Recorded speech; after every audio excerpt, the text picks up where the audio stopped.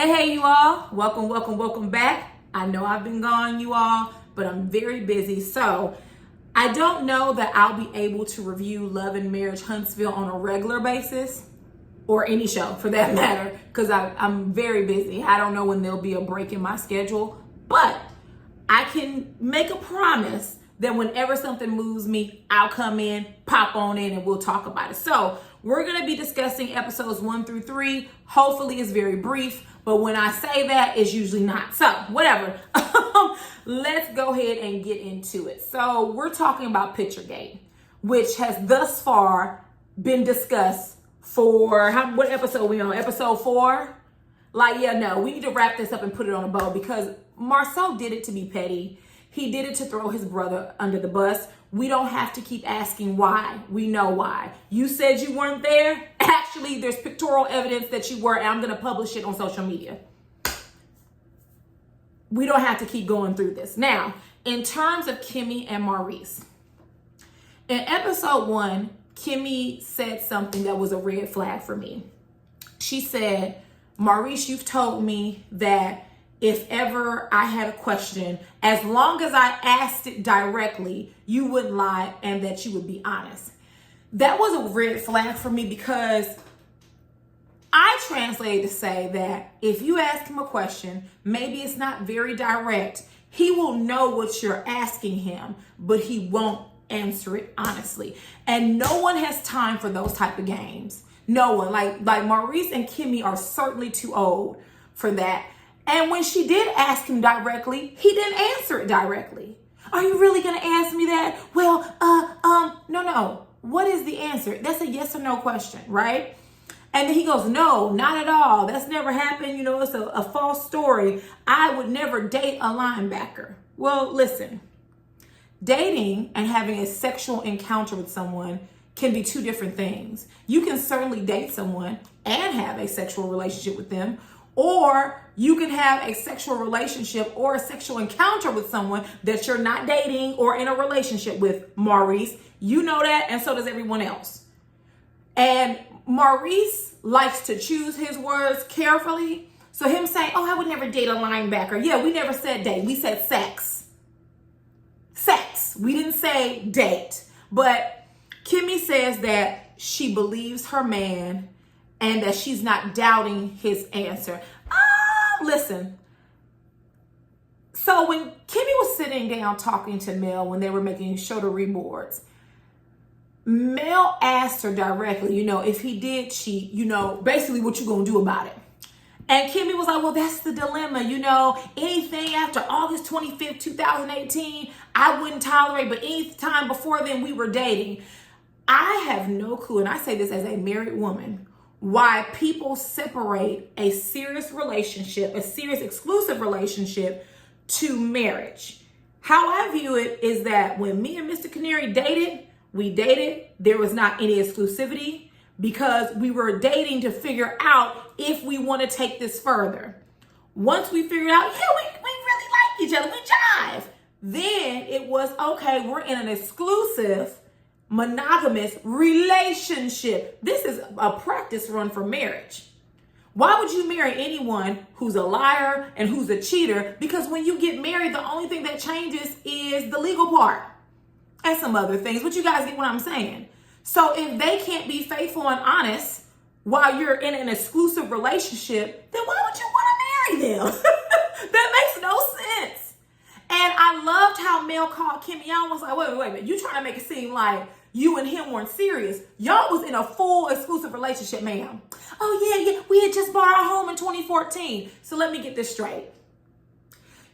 Kimmy, you don't consider the relationship serious, but not only did you purchase a home with a man that you were not married to, right? You had this man around your son, around your child. It was serious enough. I don't know about Kimmy, but I'm not buying homes with men I just date. I'm not bringing men around children that I'm just dating. So Kimmy, who is a very intelligent woman, she was speaking out of both sides of her mouth, which is rare for Kimmy. And I think the reason why she was doing that is because she has a little bit of an inkling that whole no, I don't date with a linebacker, a little bit of an inkling that Maurice isn't being fully transparent. Even if Maurice did not cheat on her, it was bad enough that these men were on a trip to Atlanta where a good friend of theirs was cheating on his wife, and this side piece, this coleslaw, was allowed not only to be there, but go to the club with y'all, interact, take pictures and everything else. Out of line, especially for married men or men in a committed relationship, out of line. But Kimmy just need to go ahead and say she's not leaving. She's not leaving Maurice. The only time she would leave Maurice is if he cheated after them being married, which to me is it doesn't make sense. That's the dumbest thing I've heard. Just say that was a long time ago. It wasn't while we were married, so I'm not leaving him. That's the bottom line. Now, let's talk about Destiny and Mel's relationship. It could be me, but I never got this. From what I saw on TV, I never received that they were just these best of friends, close, good girlfriends. Especially last season, it appeared that Destiny was in a very needy position. Now we know that she used to be on government assistance, and that she really needed Mel to be in her village, while Mel was like, nah, you can make your own village. I've already got mine. I don't need you to be a part of mine, and vice versa. I think that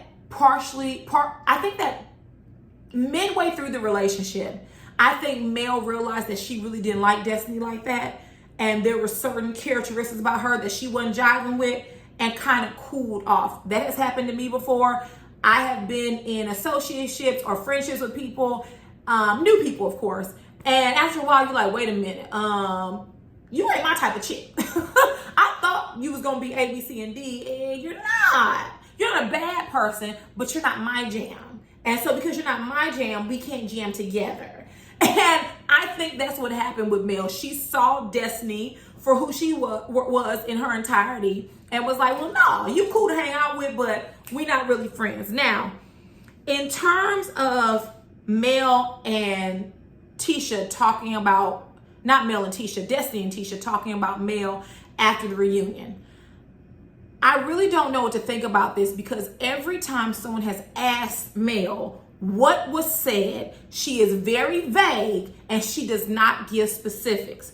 So either she's not giving specifics because she's playing producer, which absolutely drives me crazy.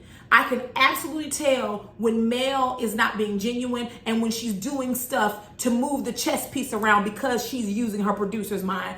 That it drives me crazy. Like for the past 4 episodes, she's been doing it, and I just want to scream because I could tell it's inauthentic and it's not a natural conversation or natural questions that she would ask in real life.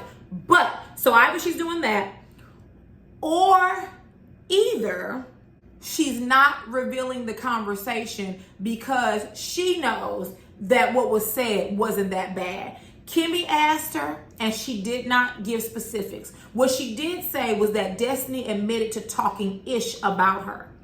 And when Kimmy said, well, like how? Well, I didn't ask for details. That doesn't make sense to me. That really doesn't make sense. And also, did Destiny actually admit to that? I'm waiting for a flashback from the editors and we haven't received it. Because when she talked to Stormy, Melly did the same thing. Stormy was like, well, what was said? Well, I didn't really get into all that. It was just negative. But what's negative? Negative can be subjective. And let me say this, Mel. Destiny is entitled to talk about you all's friendship to someone else that is her friend. I didn't realize that Mel thought that Tisha was her enemy. I knew they didn't like each other, but to believe that someone is an enemy of yours, they've had to do something deep. I also don't think that Mel, before I say this, let me say this. This is not a Mel stan page. I don't have a favorite on Love and Marriage Huntsville, and if I did, it damn sure wouldn't be Mel. I'm just going, if you are a fan of Mel, I may not be for you when it comes to Love and Marriage Huntsville, and I just want to say that respectfully because I know Mel has a strong base that thinks that she doesn't do anything wrong, and anything she does wrong is because of Martell that they've been divorced now for a year or two. So I understand that and I respect that. I may not be for you because I'm not caught up in the rapture of Mel or anyone else for that matter. But I know Mel has a very strong fan base, and I want to put that out there before you feel like I'm gonna come at you outside of your neck because you don't like Mel. We don't know these people, y'all. This is not really real. Wake up. It's a show. They yell cut. So please come on back. Let's just enjoy the show. Okay? So I think that Destiny certainly has the right to discuss that with her. But I also think that Mel absolves herself from responsibility because she did try to destroy Tisha's marriage. She did. When in the first season, when they sat down at the restaurant and she was like, well, you might want to go check on your man down to the bar. Tisha had asked her, well, is he cheating? And you didn't want to answer it directly. That was your time to do it and you didn't. But because your marriage was tanking left field and going to the pits of hell, you figured you and Martell figured you would drag other people's relationships down too. We're not going to pretend like it didn't happen. Do I think Tisha ever liked Melody? No, I think she probably was intimidated by Melody. I think Melody has certain characteristics like confidence that Tisha does not have. And I think she wanted to skin her and wear her like last year's Versace. When Kimmy admitted that her and Tisha used to talk ish about her, I 100% believe it. And that's why Tisha was mad at Kimmy for saying that, because Tisha didn't want to admit it because she's not woman enough to say, yeah, I talk ish about you and what? What are you going to do about it, Mel? She's not honest. So their relationship probably was never built on a firm foundation. Whoever started with who, it does not matter to me. Mel, absolutely. When you talk about someone's marriage, you're talking about them. And you at the reunion getting out your seat, pointing your finger in Tisha's face, you had the right one because you wouldn't have did that to me. That is very offensive. Because I can guarantee you no one can walk up to Mel and do like this in her face to her without her having an issue. So this wasn't a real friendship anyway. It is what it is, but you can't prevent Destiny from being friends with Tisha. On the other hand, why is Destiny friends with Tisha? If you know Mel doesn't like Tisha and they don't get along, why go and talk about her? Because we still don't know what was said. We still don't know what was said to Tisha. It just wasn't a good look. And at the end of the day, Destiny has the right to talk to Tisha and Mel has the right not to continue the friendship. No matter how messed up it is, they both have their right to do that. Let's see what's next. Oh, Destiny says she was on government assistance. I'm not surprised. I've told you all before, these people on reality TV be show flowing and step toeing and don't have not a penny in their bank. So, moving on. What else is next? I already discussed that. Oh, something I wanted to draw your attention to. So Mel says that she's out of second chances after, giving Martell all of those second chances. I just think that's an excuse. You gave Martell second chances in the face of logic and reason. Let me tell you something. If my husband bought a car for another woman, I don't give a damn if it was a Honda Civic. There's no way in hell I would still be with him. But on season 1 of the reunion, Melody was there with a bad lace front and a gold lame dress, talking about it's team hot. She said it, not me. You knew your man had bought coleslaw BMW because you sent the picture to Tisha. And you talking about it's team hot?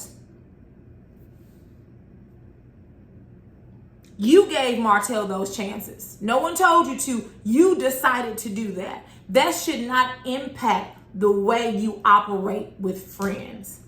Martell isn't Destiny. I think I would have a little bit more understanding if Mel just was like, you know what? I don't like Tisha. I don't like Destiny. I thought I did. I thought we were good friends. I heard her talking crap about me and I don't want to deal with her no more. You giving Martell second chances has nothing to do with your friendships. I would hope you wouldn't treat your friends the way you would Martell. That has nothing to do, your relationship with him, your divorce, y'all status has nothing to do with how you interact with your friends. But I won't carry on. We'll go ahead and move on. We're on episode 2 now. So Martell's calendar shoot really quickly. Martell just doing some of anything. Calendars, books, wine, baby. It is I think, it's a saying, and it goes something like, be very selective of the partners that you choose to marry. And this is the reason why. When Martell was with Melody, they were building homes, they was getting to the money, they were very successful. Hell, this show came from their idea, or baby Mel's idea. Because we know who did the thinking in that relationship, okay? Mel. She's the intelligent one, right? But now look at you. You're with Coleslaw, and you have to do all these side gigs, no pun intended, just to make ends meet. My, how the mighty have fallen. But you know what? Martell, you made your decision, and you got to stick with it. So while Melody continues to ascend and be successful, you out here posing half naked. Woo! I'm telling you, be selective of your partner. They can either help you be great or help you be a disaster. And we are seeing Martell in the flesh being a complete hot mess disaster. In terms of Destiny bringing him the baby oil, I didn't understand that whole scene because it didn't make sense. Why call Destiny to bring him baby oil? Then why did Destiny bring it? Whoever wrote the storyline for this scene, it didn't make any sense. So anyways, next, Stormy, the jury is still out for me. I think that Stormy is very, I hate to use the word aggressive, but she's very intense. And I don't know if I like it because like how she was with Tiffany, I didn't think all that was necessary. Calling her the B word, calling her out her name, that wasn't very necessary. But obviously, there may be a background there that I'm unaware of. But I just thought she was a little too intense and aggressive during the pajama party. Speaking of which, let's talk about it. So, Mel did not invite Destiny and Tisha, which I think that's fine. If you don't like someone, why fake it for the camera? Hell no, they're not invited.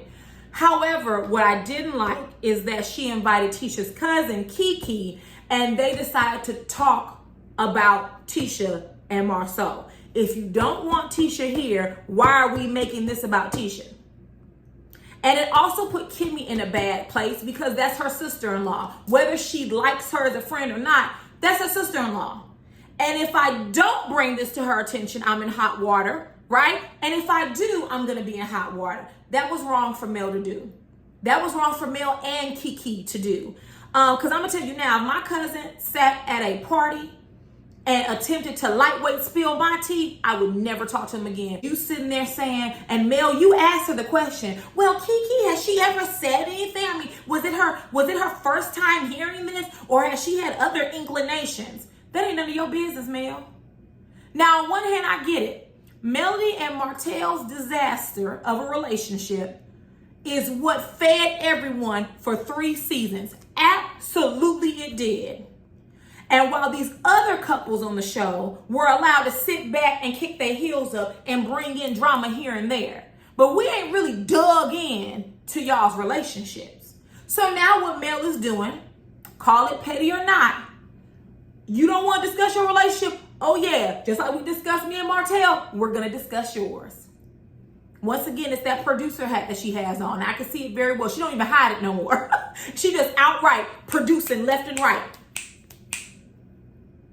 But it was still low for you to ask her cousin that. And it was even lower for Kiki to answer. I would have said, I don't know. She ain't never talked to me about that. And I probably would have been lying. But you're not going to get me to talk about my family. Because here's the thing. The way that Melody makes friendships and then discards people, I would not. Because I can tell you right now, Mel and Kiki ain't going to be friends for that long. So ain't no way in hell I would throw my family under the bus for the likes of anybody. Period. But her cousin did say that Tisha and her have talked.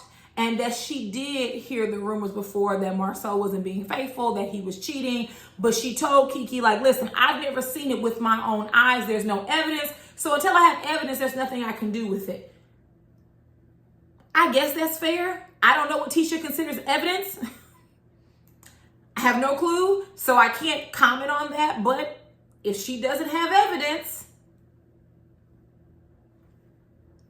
then maybe he's not cheating. I don't know. I think that Marcel is a troll. And I think that he does it even knowing that his wife is impacted by it. And that to me worries me, because if this woman is saying that comments and everything bothers her on a mental health level, you would think you would stop being a troll. But Marcel can't help himself. I mean, damn, he'll even throw his own brother under the bus. So let alone his wife, right? Next, Tiffany. You all, please help me with this one. I think it might have went over my head. When Kimmy and Melody and Stormy and Tiffany were sitting down and they were talking about the chambers of commerce, right? One thing I agree with Stormy about is that Melody introduced her to the group as being a part of the chambers of commerce. Now, my thoughts on that is it was to make Tiffany seem more important or more grand than what she really was. And not to say that she ain't doing it, not to say her and Lou's business is that it's not successful. But I think she introduced her that way to seem like she's this socialite and this wealthy woman and this woman of, you know, her resume is extensive. And yeah, she used to work for him, but that was 5 years ago. But that's on mail. That's how she introduced you, and you allowed her. You never really corrected them. So when Tiffany said, well, you know, basically that was 5 years ago. It's like you talking about something from when you were 12 years old. I did not get that she was getting smart. I really don't. If she was, though, y'all tell me, because it flew right over my head. I watched that scene twice and was like, when was she getting smart? She's just saying this from years ago. That's why I don't talk about it, or that's why it's not a big deal. But Stormy doesn't like Tiffany, and, you know, she walked off saying this B word is crazy. I mean, it's not.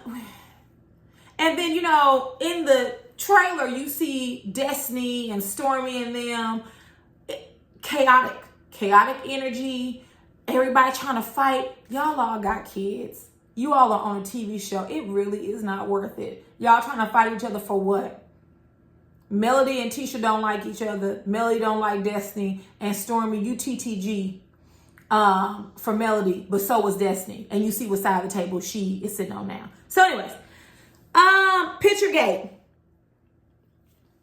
Maurice wants an apology from Marcel. He's not going to get one. Period. Also, I keep hearing Maurice say that he said at the reunion that he was in Atlanta on the guys' trip. I don't remember him saying that. I remember him saying he wasn't there. And then I remember them going backstage to take a break. And even Tisha said, what Maurice said he wasn't there when he was there. If I missed something, let me know, because I did not watch the two behind the scenes episodes they had before season 4 premiered. So just let me know, because I don't remember him saying I was there. I don't. So maybe they edited it out. Anyways, Marcel and Lou, listen, very simply put, Marcel is not a man who likes to be held accountable for his actions and his words. When Louis told Tiffany what Marcel said about Tisha last season, it was a wrap. Period. Lou can apologize. Louis can do everything right. Marcel is not going to like him. Now, where I will agree with Marcel at, which who agrees with Marcel? Every now and then, Marcel makes sense. Damn it, Marcel. But you can't tell me about my marriage and you don't know me. Tiffany and Louis did a lot of grandstanding last season, and a lot of, oh, we've been through a divorce, so, oh, we do this differently, and, oh, we know the right way, and, oh, you need to mind your damn business. No one's marriage is perfect, because no two people are perfect. Actually, no one's perfect. So save your advice for yourselves. No one cares what you think about someone's relationship, and you don't even know them like that. So in that respect, I understand what Marcel is saying, but Marcel, if you all are going to be on the show together and talk about your relationships openly, Louis and Tiffany also have the right to opine on the information publicly shared. But I get it. Last season, Louis and Tiffany put 10 on 2, and I agree with that. Now, Martell is creating a sweet red wine that reminds him of Mel. Y'all, he didn't say that. But when he came to his mother's house and was like, we used to drink when Mel and I were together. Oh, when you and Mel were together. We used to drink this sweet red wine, and it was so good, and I stopped telling people about it, and it was sold out. So I decided to create my own. That reminds me of Melody. He did not say that, y'all, but literally that's what I heard. Baby, coleslaw, you are a damn fool. Ain't no way in hell I would be with a man that is still fiending after his ex-wife. Do you hear me? Just go ahead and say it, Martell. I'm fiending for Melody, and this sweet red wine reminds me of my marriage with her. Just go ahead and say it, but you ain't got to fake it for us. All right, so moving on to Martell's book signing. At first, I was not clear of the timeline. However, we do see the previews for the next episode. And we see Mel tell Tiffany he gave her a day or 2 notice. Otherwise, she didn't know about it. Because I wasn't clear in this episode. Martell says he gave Mel advance notice. Define advance notice. 1 to 2 days is not advance notice. And if you have a schedule like Mel's, and even if you have a schedule like mine, 1 week may not be advance notice. If you have an event next Saturday, I can't speak for Mel, but I'm already booked and busy. I got 2 things going on next Saturday. So if you want me to do something, you need to get on my calendar early. And depending on what it is, I might squeeze you in, but I might not be able to. So a day or 2 is not enough, especially dealing with 4 children. If Martell wanted the children there, I agree with Melody. He should have contacted her and said, listen, I have a book signing coming up on this and this date. I want the children to be there. I know it's your week. I'm sorry. This is when we booked it because of whatever. That's when the venue was available. And I really want them there. Would you mind us swapping weeks? Or either I can have them 2 weeks back to back, and then you pick sometime in the future for you to have them 2 weeks back to back. Whatever it is, I just want to be flexible because I really want them there at the book signing. Now, I'm going to give Mel the benefit of the doubt. I'm almost sure that she would have been okay with that. But you emailing her and saying, hey, are the girls' hairs done? Is their hair done? Yeah, why? Or no, why? I have a book signing on Saturday. It's Thursday night. What? By Martell. In that respect, I can see Martell doing that. And now, if that's true, he is hell-bent on painting Melody as the bad guy, which is not cool, which is why their relationship is where it is, which is why they cannot co-parent effectively, which is why they engage in pettiness. But I can't blame Mel. She's had a death or 2 in her family. They're going back to her hometown. This was already planned. I'm not going to change my schedule around because you have a book signing. Not going to do it. I put a note down here that Mel and Martell are not in a healthy place. And so I don't expect there to be healthy conversations. I don't expect Martell to have the ability to call Mel, especially after the last reunion. I don't, especially after that interview that Coleslaw did. I do not expect them to have it. I just wish that Martell would put the children first, because the interview that Coleslaw had with Tasha K would have never happened. Because they're together, right? They're together.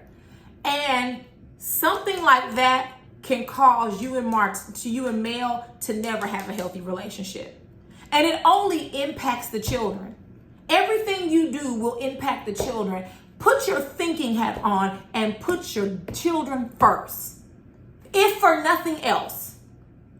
Doing interviews, going on Instagram, making comments. If you hurt the mother of your children, you're hurting them. And vice versa. If Mel hurts the father of her children, she's hurting them. So I just wish Martell would take accountability for his actions. But if he took accountability for his actions, he wouldn't be in the predicament that he is in now. I think Martell was genuinely embarrassed. I don't think he was hurt. I think he was embarrassed because I guess he thought Melody was saying, okay, no problem. They can come. Nah. And low key, I think Martell wanted Melody at the book signing. But he didn't say that.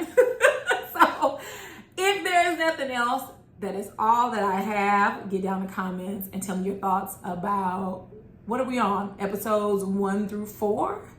And if there is nothing else, I will see you all later. Mwah. Bye.